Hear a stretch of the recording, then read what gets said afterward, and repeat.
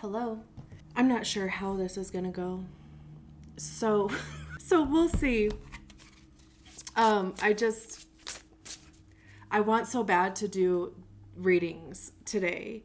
And I am struggling so bad to even use words. Like I woke up at 1:30 this morning and just I was like, ooh, something's weird. And then, like, I just never really got back to sleep fully. And then I woke up at like 4 and I was like, man, something is definitely weird today. So I don't know. It hasn't gotten any better. I like laid in bed until 5:30 before I like actually got up. And I don't know. So hopefully you're having a good day. It's August 7th, 2024, just in case. I don't know. I mean, truly these are like timeless messages, but just to put a timestamp on weird vibes. Like it doesn't necessarily feel like bad. It just feels weird. So let's get you an oracle card. I didn't even say it, but this is the reading for the 4-1. Human design profile, the opportunist investigator. If you don't know your human design profile, there is a link in the description for you to get your human design body graph. And amongst the plethora of information on there will be your profile. What did I say? The mouse and Buttercup, innocence. This is card 0, which is, Fool energy. We'll put it there for now. I'll check the camera once we get all the tarot out to make sure everything is like in frame where it should be. And even, it does kind of have like a fool, like kind of vibe to it too. They're just like, this little mouse is, we have the Tower card, the Ace of Swords, 8 of Pentacles, 3 of Cups, Strength. I just heard in my head, this is the year of strength. Like, it's an 8 year. 2024 simplifies down to 8, which is a strength card. 7 of Cups, and then we have the Knight of Pentacles at the bottom of the deck. The High Priestess, the Sun. Okay, let me make sure everything is everything. Okay, it'll do. Let's see what the mouse and Buttercup is talking about. It says, like the Fool in a tarot deck, the mouse and Buttercup is numbered 0. Both cards mark the start of a journey, and both remind us that we have much to learn. Mice are grounded and innocent, yet anyone who has dealt with a mouse in their house knows they are determined and highly adaptable. The mouse is paired with the humble Buttercup, a symbol of childhood innocence. Have you ever held a buttercup under your chin? According to century-old child's game, if the reflection of the flower glows yellow on your skin, it reveals that you like butter. What in the... How random. It would definitely glow yellow on my skin because I love butter. Okay. You may be upright. You may be embarking on a journey or starting down a new path. Remember that innocence and a lack of understanding are not negative qualities. Instead, they remind us of our capacity for growth, adaptability, and learning. Reverse, you may be unprepared for what you undertake. Consider how you might adapt and learn to better lay the groundwork for future endeavors. That's interesting because I feel like this right here is the upright interpretation. You may be embarking on a new journey, starting down a new path. Remember that innocence and a lack of understanding are not negative qualities. Instead, remind us that of our capacity for growth, adaptability, and learning. This feels like the reversed message. You may be unprepared for what you undertake. Consider how you might adapt and learn to better lay the groundwork for future endeavors. I don't know. That's just... So we start with the Tower card. What a way to begin a reading also. I mean, you might as well like literally just get it out of the way, right? The Tower card is associated to Mars, which is, you know, Aries or Scorpio. I believe Mars is it Gemini right now? Wherever, you know, Gemini, I know this is a human design reading, but, you know, wherever Gemini might show up for you. But the Tower card talks about sudden change, upheaval, crumbling, something, you know, there's something that is going to be affected in some capacity. Now, the Tower is only going to affect the things that are no longer serving you. If it's not here for your highest good, if it's not serving your highest good, whether it be a job, a relationship, a thought process, a behavior pattern, you know, whatever it is, then the Tower is going to be like, you know, we can't keep this around because it's hampering our ability to move forward. But also too, even like seeing how something crumbles, or like witnessing the downfall, or like, you know, the house of cards falling. It also even shows us how fickle some things can be, and especially with it paired with the Three of Cups. The Three of Cups is community, support from others. There's usually a celebration aspect. There's, you know, a cooperation that goes along with the Three of Cups also. Cups have to do with our emotions, how we're feeling about things, our relationship to love. So this Tower could have something to do with your friend group, with your peer group, with, you know, people you collaborate with.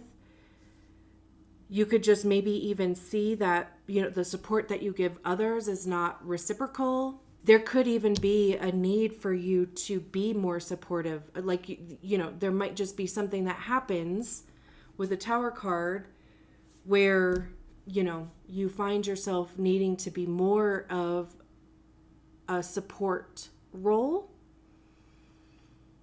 Even being vulnerable, right? Because speaking of, you know, I think the card was saying you may be unprepared for what you undertake, embarking on a new journey, starting down a new path.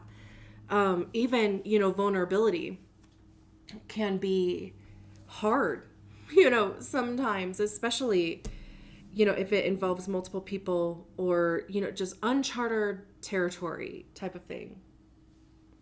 And then we have the Ace of Swords. So this is awesome to have after this combination, because aces are brand new. Swords are ideas. It's truth. It's honesty, beliefs. So there's something that is coming out of the Tower and Three of Cups combo that, you know, you're recognizing as either a new truth about yourself, about others, about your reality.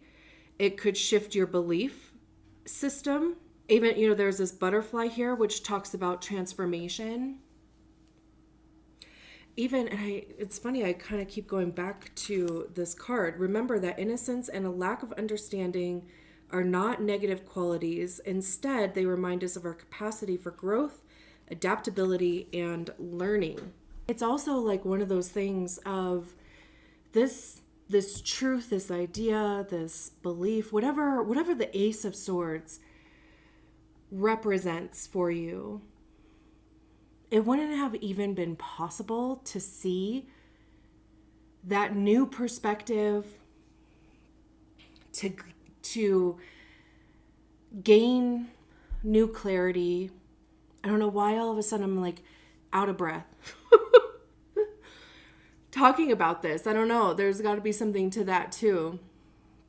But this wouldn't have been possible if this situation didn't happen. Because truly, I feel like as humans, we have to be shown, right? Like, we can think as much as we want to, because, swords has to do with our minds, right? I think I mentioned that. But truly we have to be shown. This is that being shown, So then this Ace of Swords comes into play. And maybe it's actually going on, or it will happen within Leo season, which, we're in Leo season for the next couple weeks. So this could have already happened. This could be, coming up soon. Because strength is the card of Leo. If you have, like wherever Leo is in your chart also. But I love how, we have this crystal right at their third eye. And it's paired with the Ace of Swords. Like, our third eye is our future vision, right? There's that saying, what is it? It's like, I have 3 eyes, 2 to look, 1 to see. 1 is, your third eye. So, that's also, like intuition, clairvoyance. If you have a feeling about something, honor that, listen to that.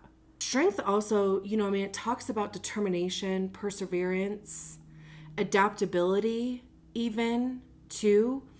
I kind of love how in this depiction of strength, it's quiet, it's calm. Even, like patience takes strength sometimes. Stillness takes strength sometimes, right? And that's how the strength card feels to me. And then we have the 8 of Pentacles. So it's interesting. We have 2 8s here. And I believe 8 does speak about like abundance. But the 8 of Pentacles have to do with our money, how we get it, how we save it, how we spend it. It's our time, our physical presence, what we place value in, worth, anything tangible. It's also our health, our physical body. And the 8 of Pentacles is putting in the work. It's repeating something in order to master a skill. It's understanding that your consistent presence is what is going to impact something, whatever it is in your life, the most. Showing up, like going to school, actually going, right? And like receiving the information, studying, taking the tests, doing the projects, whatever, right? Like if it's a hobby, it's literally putting your time, your resources, your money into a hobby and repeating it in order to master it, to get good at it. That's the 8 of Pentacles. So it's interesting. Like I can see how, there's this new start here, right? This literally, this is the full card of this Oracle deck came out first. And right behind it is the Tower card. Like something is falling apart. And that something could have to do with other people. But it's bringing you clarity. There's a truth that you need to see. And the only way that it could be presented to you, because the only way that you'll see it is however this unfolds. There's this, it's almost like the reading is like giving you strength to get through it, or to deal with it, or even just this message about, like I was saying, about stillness, patience, calm. But then it's going to have an impact, or maybe even you're going to see the value in the work that you do, the skill set that you have, right? Because then it opens up options. The 7 of Cups is all about options. There's something different in each one of these baskets. And the 7 of Cups is also a little like Marie Kondo effect, because it's going through each basket or each cup And it's asking yourself, does this bring me joy? Does this feel good? And if it does, it stays. If it doesn't, it goes. It's literally that simple. That could even have to do with your work or what you are spending your time doing, what you are investing your resources into. Is it bringing you joy? Is it giving back to you what you are putting into it? Are there other areas of your life that you could focus your attention, your resources, put your physical time into? Or it could be that, or on the other side, it opens up possibilities. Maybe it allows you to see that you do have all of these options available to you. They're all different and they all do something for you. The Knight of Pentacles is the slowest moving knight in the whole tarot. Out of the 4 knights in the tarot, it's the slowest moving. But interestingly enough, there's this, almost like web looking thing around this key. It's building a network, right? Especially with the 4th line. It's all about the people that you know and, the influence that you have in your peer group, and making sure that the connections that you make are connections that are mutually beneficial. It could even be reaching out to, like your best opportunities are going to be found within the people that you know. Putting the word out about something. But anytime the Page or the Knight of Pentacles shows up, it's always a message about don't allow the fast or slowness of a thing to determine the success of it. If you're like, oh my God, this is taking for fucking ever, that must mean that it's not successful or that it's not what I'm supposed to be doing or whatever, No. It just means that it's slow. It takes time to build that thing. It takes time for our manifestations to materialize in the 3D. Like time is different, right? So just give it time.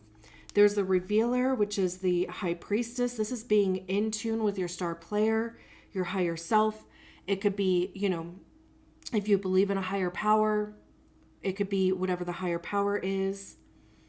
This is also intuition. So again, like I was saying with this crystal at the 3rd eye, it's, higher consciousness. I just felt kind of dizzy for a second. I was looking at this and I feel like I was just floating around in space for a little second there. But it's allow the message to come to you. Allow yourself to follow your intuition. Be sure that you are checking in with, even if things are moving slow, how does it feel? Does it still feel like it's something that you were meant to be doing? Is it still something that your intuition or strategy and authority, since we're talking human design, right? Is it something that your strategy and authority is still giving you a yes to? And then we have the Sun card, which is, everything good. It's joy, it's bliss, rejuvenation, rebirth. This is what is on the other side, right? So just keep moving forward. Keeper of Wands, Temperance, beautiful. I'm going to leave it there. Thank you so much for allowing me to read your cards. I will talk to you soon. Bye.